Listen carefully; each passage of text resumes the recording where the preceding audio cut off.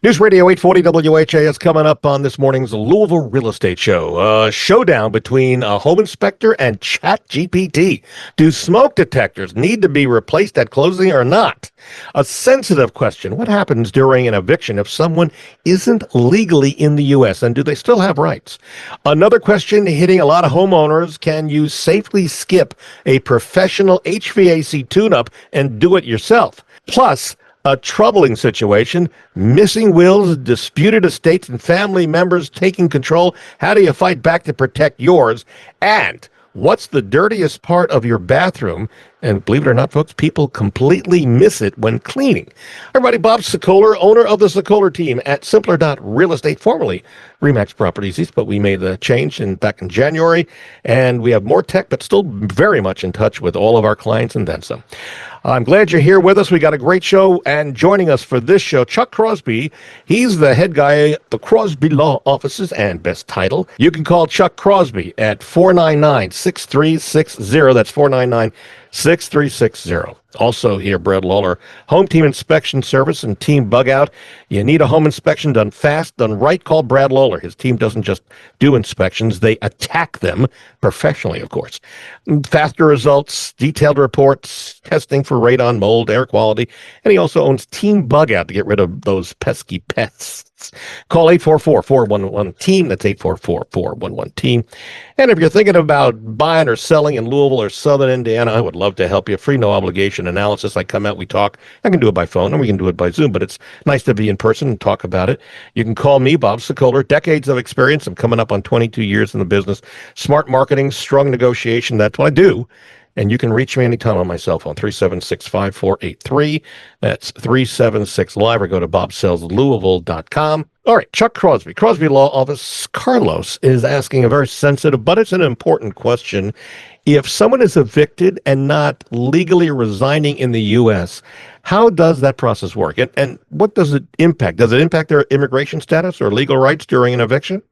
Well, first off, I'm not an immigration attorney. That's one of those things where I know someone who does that sort of thing. However, in an eviction, it's irrelevant as to their whether they're documented or not. The rules are the rules are the rules. Now, will some landlords maybe try and force people out because of their documentation status? Maybe, and I hope 1,000 plagues on people that would do that kind of thing. However, no, not in the eviction process at all. Is there anything that relates to that? If I were to get up in front of a judge and say this gentleman, is past his visa or whatever, that doesn't make any difference as to whether they paid their rent or not. Okay. All right. Very good. Hopefully, Carlos, that helps. All right. Brad Lawler, Home Team Inspection Service. And Chuck, you may want to jump in on this one. Brenda's got smoke detectors that are basically in their prime. They're only 5 years old. Home inspector, while she's selling her home, put in a request through the buyer and the buyer's agent that they want those gone. So Brenda did a little investigation. She even asked ChatGPT to settle an argument. Who wins? Does the inspector win that they have to replace 5-year-old lithium non-removable battery smoke detectors? Or does in this case, the internet and ChatGPT win that says you don't have to? Guys, let's start with Brad on this. Well, Brad is going to take the position that every home inspector should and say all we're saying is whether or not the smoke detectors are there or not. So the different counties are going to have different requirements for those. Jefferson County, Bullitt County, I know have the requirement for the 10-year lithium battery powered smoke detectors. Other counties do not. So the home inspector is going to just identify whether or not the smoke detectors are in place, not what the usable expected life. Do you identify whether it's hardwired? When we can, yes, we do. Okay. So Chuck, we know because at closings you're asking the seller to sign an affidavit. There's a brand new either hardwired or non-removable 10-year lithium battery. That's all there is to it. Now, I have found with ChatGPT and Dr. Google and all those other things that they aren't always right. I was doing some owner financing, and using some documents, and the guy fed it into Chat GPT, and he came up with something, related to that came from some other state or other. And it's like, you can always tell it's not a human thinking whatever. It's my son, who works for Google with AI and all that. He tries to explain it as it just tries to anticipate what words go together when you hand them these words. It's not a thought out process. That's my take on it. So you're saying don't listen to ChatGPT. No. And okay, I'm just trying to set the record straight. I know. Yeah. I'm just saying, in my family, we have a joke. No matter what your symptoms are, you feed the symptoms in, and my daughter is going to tell you have a brain tumor because she Googled it. Wow. Okay. All right. So it doesn't work. Well, and I would also caution about taking a picture. A lot of people are taking pictures of things that they're seeing at home and then feeding that image into one of these tools, and then they're having that spit out what the defect is and what the correction to it is.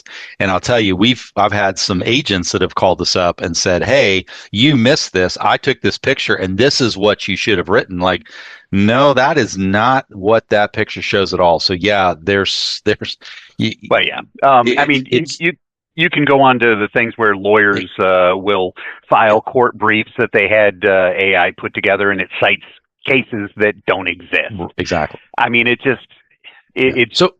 But I think it's just a cautionary tale for the realtors who might be listening to this too. That just because something spits out doesn't mean that it's accurate and true. But unfortunately, we've had too many that have told their clients this is what it is. All right. So let me point out. So both Jefferson and I believe Bullitt County, correct, Chuck? Jefferson and Bullitt County require that when you sell your house, you have to, as the seller, you have to have a 10-year non-removable lithium smoke detector or an hardwired electric with a battery backup in the areas of bedrooms. So if it's on a first floor master primary bedroom, then there's in any hallway that's adjacent to a sleeping area. Got it. Right.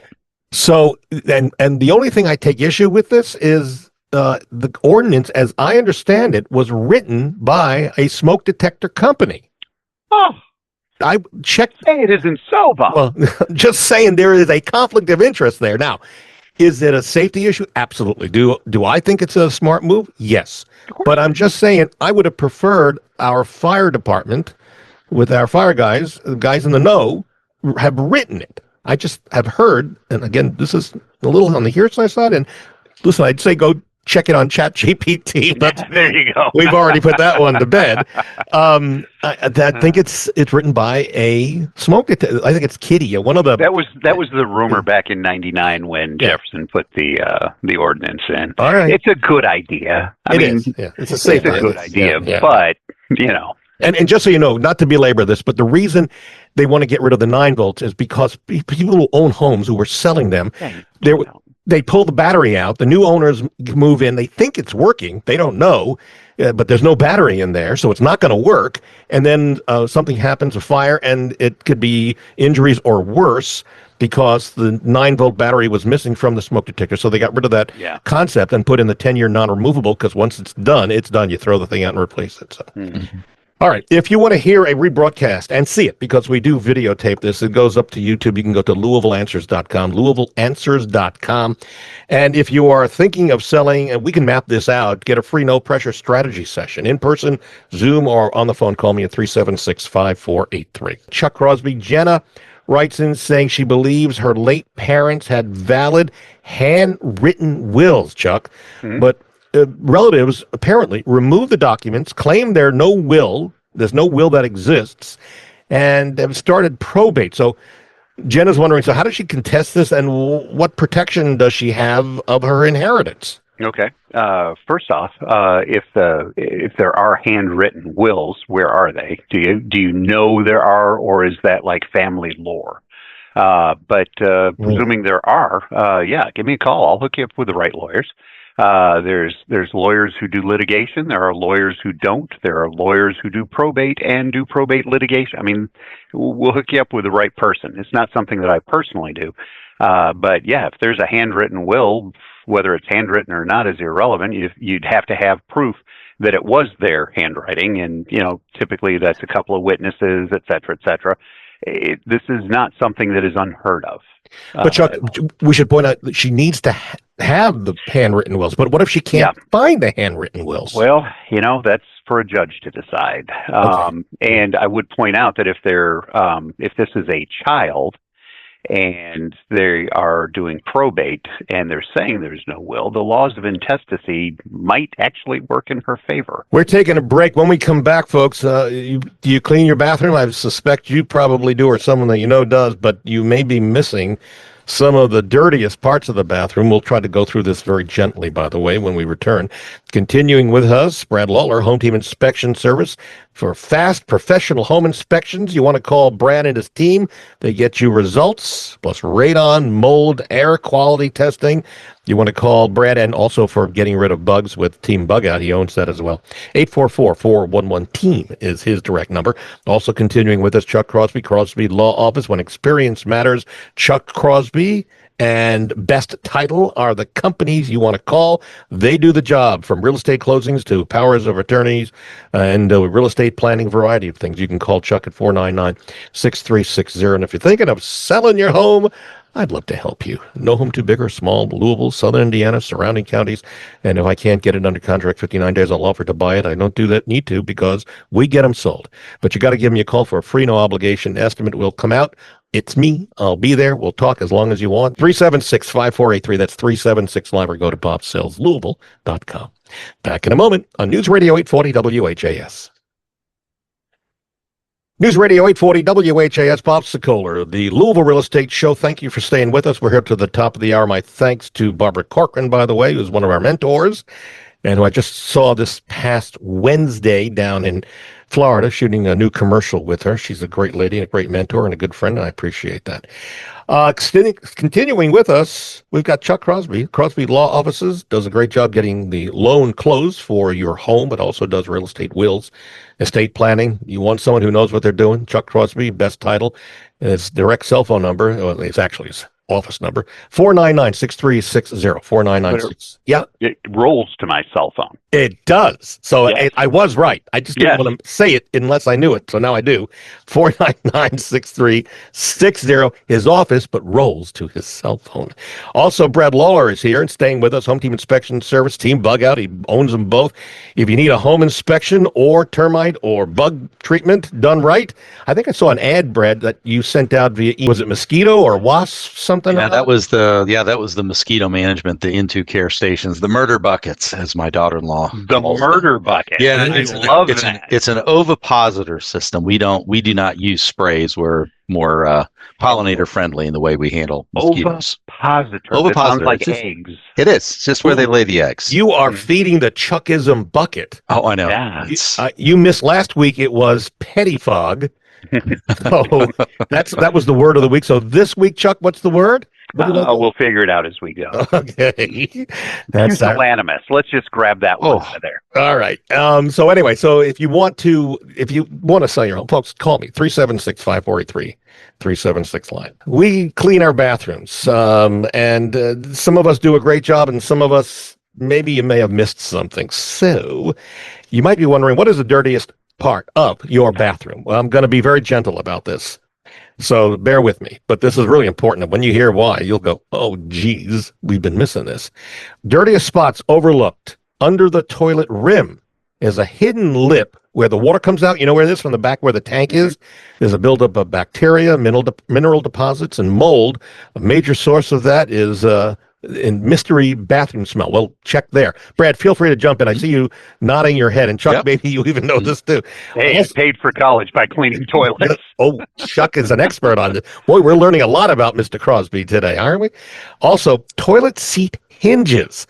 That's where the seat connects to the bowl, right? There are teeny crevices. It traps a variety of things, splatter, dust, bacteria. So that's one of the most neglected germ zones. Also, the base of the toilet, around where the toilet meets the floor, can trap drips, cleaning residue, moisture, things like that. Behind and around the toilet, believe it or not, how many of you, or if we have people who you hire, bring in, they're hard to reach zones. Most people skip, but dust, moisture, and bacteria build up there. And then the tools you want: toilet brush with an angled head if possible, an old toothbrush, but mind you, not one even though it's old. It's not one you're using. Right? We get back to last week's divorce issues. Yes, Ooh. indeed. Microfiber cloth, disinfectant cleaner, and then an optional is a flexible cleaning wand. So those are the things you want, and those are the items. Brad, you wanted to say Yeah, something? no, one of the things I've always heard is your toothbrush holder is one of the dirtiest things. You never think about cleaning that or wiping that down. So I'm surprised they don't have the toothbrush holder in there. Well, I'll always keep my toothbrush with the bristle side out in the air. Right. But everybody else flips it down in there. Yeah, or it's the stuff dripping to the bottom of the cup, just the things in the air. Yeah. All right. Well, I don't want to belabor this, but remember that they do have caps that you can put over the toothbrush. In fact, there's even a UV light you can buy from Amazon that goes over, because there's a lot of stuff flying in the bathroom. Moving on, LouisvilleAnswers.com if you want to see a replay or watch a replay of this show, LouisvilleAnswers.com. And if you're thinking of selling, we can map this thing out, get a free, no-pressure strategy session. I'll do it. It's me. In person, Zoom, or phone call 376-5483 is my number. All right. Brad Lawler, Home Team Inspection Service. Barney just bought a house, Henry County, and he already has his tool belt on. See, that's one of the great things of having a home, right? You get the tool belt on, you do your thing, right? Mm-hmm. And he's thinking he wants to tune up his own HVAC without calling a pro. He wants to save some bucks, let's face it. Who doesn't, right? So he is wondering, is this a money-saving genius move or a one-way ticket to a very hot or cold mistake? What's involved, Brett? So there are some things that a homeowner can clean, right? So, go outside, take your condenser and rinse all of those coils off outside. I mean, spray it down gently with water, but that's going to be one way to help with energy efficiency. Opening up the air handler and vacuuming inside of it, getting all of the dust off of the fan. Those are all good ideas. I think the problem is that when you're doing it yourself, you're not able to use some of the gauges and tools that an HVAC technician is going to use to make sure that you have the proper refrigerant levels, that all of the safety sensors are in good shape. You can vacuum maybe a control board, but if you knock a wire off, do you know what to do? Do you know how to replace a low voltage, fuse on them? There's a lot of things that probably are outside the skill set of a normal homeowner, but I know there's a lot of people out there that do work on their cars and think that, hey, I can just go ahead and put the pressure gauges on my HVAC system and, it all works the same way. I don't know. I'm not in that camp, but I know, people that do it. So I think you can only go so far. I don't think you can do proper, quote, tune-up. I think all you're going to do is maybe do some, spring or fall cleaning on it, change the filters and that kind of stuff. And out of protection for Brad and Home Team, Brad did not recommend taking your auto HVAC unit for your car and attaching it to your HVAC unit. Please do not do that. Do not do that. Nope. Brad's not going to be responsible for paying for a new HVAC unit. That's right. Moving on, Chuck Crosby Law Office. Olivia's neighbor apparently thinks Olivia's yard is a NASCAR shortcut. And for those of us who live in Norton Commons, like myself, this is not unusual. I don't think Olivia's in Norton, but it could be. But there are alleys where you park your car in the back. There you go around a curve, and it could be tight. And so there's an area where trucks and cars run over the corner. Well, that's what's happening in Olivia's area. I ended up on my corner, I put gravel, so that if the car does go over, and they do, it just basically compacts the gravel. But Olivia wants to drop a boulder on the problem, literally. And so she's wondering if the neighbor's car meets the rock as it's coming around the corner. If a person is violating the law by driving, and I think I understand what you're saying, where it's too tight, so they turn and they end up driving over the lawn. Right. First off, you got to find out if there's an easement. Okay. If you're blocking an easement, you're wrong. You lose. Okay. Secondly, it's got to be reasonable. Okay. If you put, a 10-foot tall rock on this corner, my bet is, cars hitting it is going to be the least of your issues. Another thing to keep in mind, like people that have fortified their mailboxes. Well, to keep kids from hitting it with a baseball bat when they drive by. Well, there's unintended consequences. What if somebody accidentally slides off the road and hits that and then dies from the fact that now you've got this armed mailbox sitting there? lawsuits generate from that kind of thing. So just putting a boulder there, yeah, for the purpose you're talking about, yeah, if you're allowed to put it there, if that's not a problem, okay, maybe it's okay for the one issue, but you may have created other issues that will fall into place. What if some kid is driving and they slide out of control and hit it? That there's going to be a lawsuit there. Okay, so that's a good point, and I hear what I'm taking away is that she needs to make sure that she knows the boundaries of her property by a pinned or stake survey, so she can, in fact, do something. Put it there, but that creates other unintended consequences. So, and your use of the description of a 10-foot boulder, I think you're thinking of Stonehenge. I am always thinking of Stonehenge. So am I. Who doesn't? A quickie reminder, you can see a replay of the show, LouisvilleAnswers.com. And if you want to see how we market homes, you can browse thousands of videos, really literally thousands of videos that we've done. Go to LouisvilleHomeVideo.com, LouisvilleHomeVideo.com.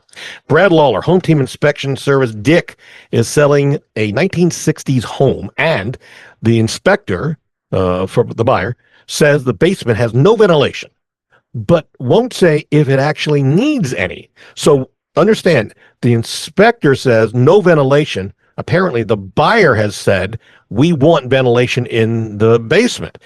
But does the basement need to breathe, or is everyone just blowing hot air? Yeah, I would have to see the house that doesn't have some sort of ventilation in it, whether it's got the HVAC unit down there, whether it's got windows in it. There's a lot of different ways to get those areas vented. I don't know that is something that we're going to be necessarily writing up. I think you got to look at the conditions that are there. So yeah, I think we may be making a mountain out of a molehill on that one, but also have to, look at what the purpose. Do they want to convert, 1960 space? Maybe they're converting that into, living space, but, today it may be completely unfinished and all they've got is just one, just a return down there. And it's just the ambient, air that's leaking from the air handler that's going into that space. Again, usually there's something there putting air into that space. Yep, and I'll go one step further. Again, remember I tell you on the promos when I read these that one of my specialties is negotiation, so let me share something with you. So note that if there is no ventilation and the buyer wants you to put ventilation in there, that technically, and Chuck, tell me if I'm wrong, would be considered an upgrade. And you can reply in the repair request, you would love to be able to help them and put the ventilation in, but because that's an upgrade, you'll do it, but at the cost of the buyer. So I think that's the best way to say it, because you don't have to do it, especially if it's not required. You don't have to do it anyway if you don't want to in the repair request. So, all right, we are out of time. Believe it or not, the show went fast. Hope you had some fun. Hope you learned something along the way. My thanks, as always, to Chuck Crosby. He's the head guy at the Crosby Law Office, also best title. When things get serious, like real estate closings, wills, or estate planning, Chuck's the guy you want on your side. And he's easy to get a hold of, because as he's told us, you can call 499-6360, and even if it's closed, it's going to roll over to his cell phone. So you'll be able to get a hold of him, 499-6360. You can also get a hold of Brad Lawler on a regular basis. He's a busy guy, but he's never too busy to be able to answer questions and help not only real estate agents like myself, but also other real estate agents and people who own or want to buy homes. You can reach Brad for team bug out, which gets rid of the pests, or for a home inspection, which is done fast, it's done right, 844-411-TEAM. And if you're thinking of selling your home now or in the future, I would love to help you. I work in Louisville, Southern Indiana, surrounding counties. There's no home too big or too small. I've got 22 years almost of experience with smart marketing, strong negotiation skills. That's one of my things. I wrote a book, and I'm willing to give you one of my books free of charge if you want to read it. Yep. And yes, we get actual results. You can call me anytime, and if I can't get it under contract 59 days, I'll offer to buy it. My direct cell, 502-376-5483. That's 376-LIVE. Or go to bobsellslouisville.com and fill out the form. And then for a free no obligation analysis of what your home is worth. Right now, it's just a start, but it's AI. It'll help you start where your home is valued. Go to WeSellLouisville.com and click on the top of the page. We're out of time. See you next Sunday on News Radio 840 WHAS.